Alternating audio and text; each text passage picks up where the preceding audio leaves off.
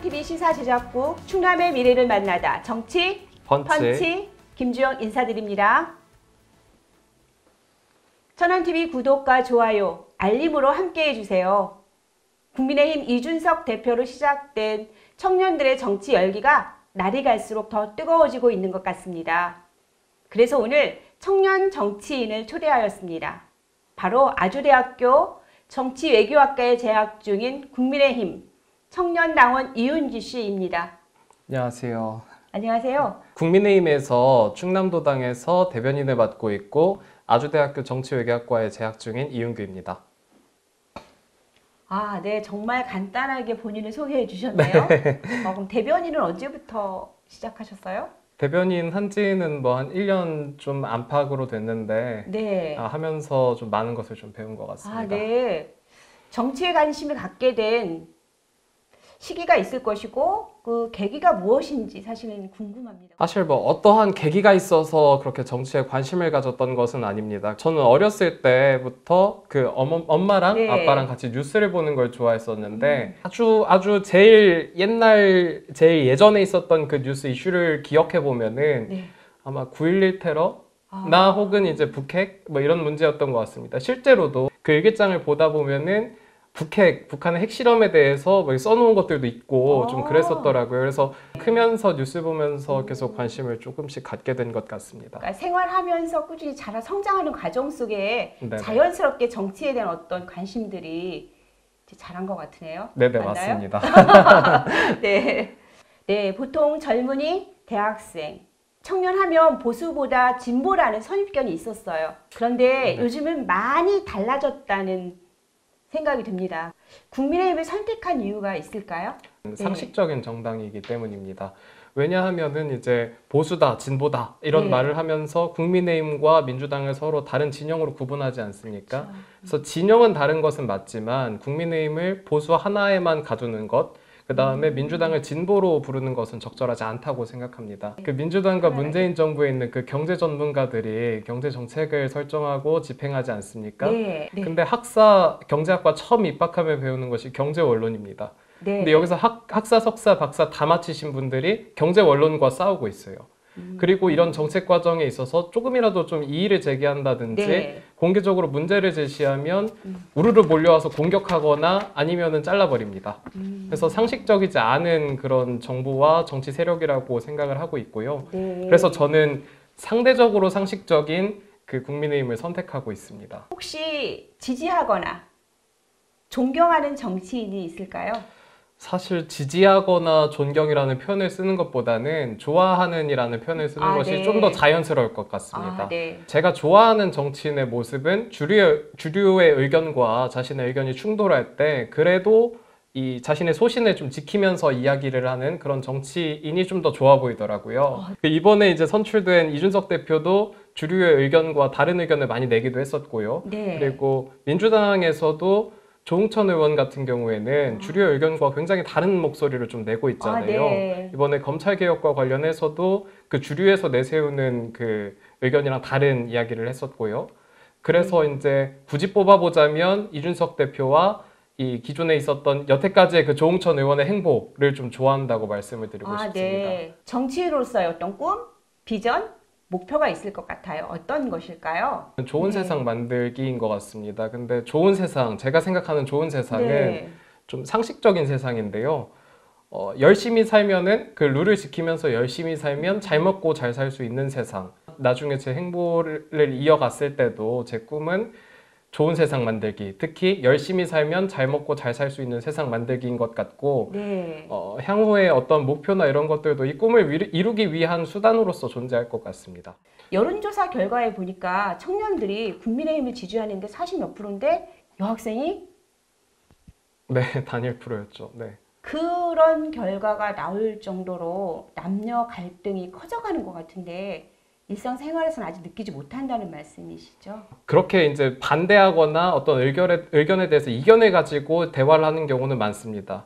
근데 그러나 저 정당은 도저히 안 되겠다. 도저히 내가 어떤 경우에서도 찍지 못하겠다. 그 정도까지 비호감을 이렇게 표출하는 그런 여성들은 별로 없었던 것 같습니다. 오히려 건강한 표출이죠. 아예 갈등이 그로 가지 않는 이상은. 네, 맞습니다. 네, 현실은 우리가 생각하는 것보다 덜 네네. 염려스러운 거네요.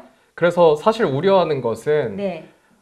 저는 이제 그 프레임 씌우기 등의 공격이 매우 위험한 것 같은데요. 네. 현실에서 그렇게 남성과 여성이 말 서로 죽이듯이 싸우거나 언론에서 표현하는 것처럼 그렇게 갈등으로 불릴 만큼 갈등을 하고 있지는 않습니다. 아, 그래요? 근데 그러나 이제 어떠한 좀 이견이 있을 때 정치인들은 본인이 어떤 거기서 프레임을 씌우고 그 프레임 위에서 기생하고 싶어 하는 욕구가 있는 것 같은데 네. 그런 과정에서 젠더 갈등도 이해할 수 있다고 생각합니다. 아. 이 남녀 갈등이 아닌 문제에다가 남녀 프레임을 접목을 시키고 본인이 이제 누구는 남성 편이다라고 규정을 하면서 자기는 이제 그럼 여성을 대변하겠다 하면서 나서거든요. 근데 이 과정 속에서 오히려 피해자가 되는 것은 여성입니다. 시민 운동가들이나 특정 네. 정당들에서는 혹은 그 페미니스트 단체에서는 네. 그냥 일상 사건에서 발생할 수 있는 어떤 문제에 대해서 이것을 남녀 갈등이라는 프레임을 씌우고 이런 갈등을 부추겨서 우리 사회의 그 건전한 논의 방향을 비건전한 방향으로 비효율적인 방향으로 나아가게 하고 있다. 그래서 이런 문제는 좀 없어야 한다. 이렇게 좀 생각하고 있습니다. 왜 그렇게 할까요? 프레임을 씌우고 또 건강하지 못한 쪽으로 가고 오히려 여성에게 피해를 주는 그런 결과가 날 수밖에 없다는 걸 그들은 모르고 있는 걸까요? 그들의 관심에는 여성이 어떤 피해를 보는지에 대한 관심은 좀 없는 것 같습니다. 단순히 이제 자신을 지지하거나 어떤 네. 그 관심을 받고 싶거나 혹은 그 관심이나 지지 속에서 금전적인 이익이 나올 수도 있고요. 좀 그런 것을 좀 기대하고 갈등을 부추기고 있는 것이 아닌가. 그러면 대학생의 시각으로 볼 때 우리나라의 정치는 어느 정도 수준에 있는 걸까요? 사실 이제 어떤 한 나라의 정치 수준을 이야기할 때는 네. 유권자의 수준과 그다음에 정치인의 수준을 따로 분리해서 볼 수 있을 것 같습니다. 근데 민주주의 국가에서 네. 그 나라의 정치 수준이라고 하는 것은 유권자의 수준에 맞는 정치인이 뽑혔느냐 네. 하는 그런 부분일 것 같습니다. 저는 결론부터 말씀드리면 네. 대한민국의 정치 수준이나 대한민국 유권자의 수준이 굉장히 높다고 생각합니다. 네. 왜냐하면 지난번에 보궐선거 과정에서 부패했던 정치인들을 모두 갈아치우지 않았습니까? 이제 우리 국민들이 정치인은 부패할지 모르지만 우리 국민들은 부패한 정치인을 고쳐낼 수 있는 자정작용을 할 수 있는 능력이 있다. 네. 그래서 우리 유권자의 수준과 대한민국 정치 수준은 굉장히 높다고 생각합니다. 국민의힘의 지지율이 올라가고 있는 상황에서도 이를 잘 해설하기보다 민주당이 실책을 함으로써 신뢰를 잃게 되면서 반사적인 이익을 얻고 있는 것이라는 것은 부인할 수 없다고 생각을 해요. 진짜 일 잘해서 국민의 지지를 받는 방법이 있을까요? 사실 더도 말고 덜도 말고 국민들 생각하는 말만 하면 됩니다. 이번에 2030이 출구조사를 본다면 서울시장, 부산시장 선거에서 굉장히 많은 표를 국민의힘에 주었지 않습니까? 그렇죠.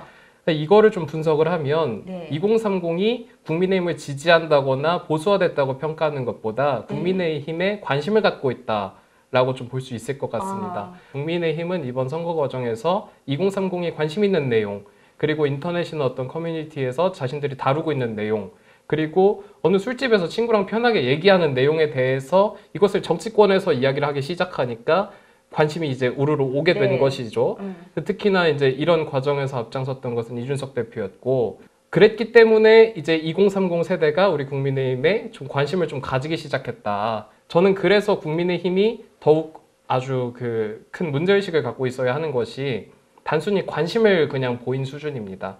그래서 이 관심을 사랑과 애정으로 바꾸고 이들이 2030 세대를 벗어나서 더 어른이 되고 4050, 5060이 되더라도 국민의힘을 지지하도록 노력하는 것이 국민의힘 정치인이 보여야 되는 자세 아니겠습니까?